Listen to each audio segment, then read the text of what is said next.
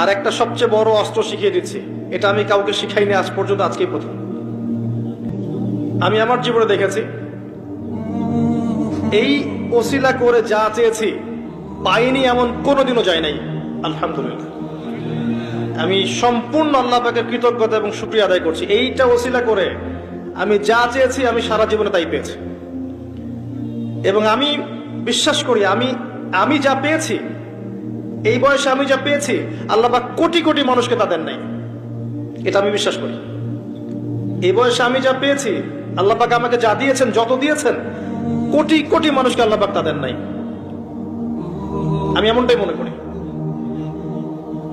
আমি কি শিখাই দেব সেটা? আপনি আল্লাহ পাকের তাওহীদের ওসিলা দিয়ে দোয়া করেন।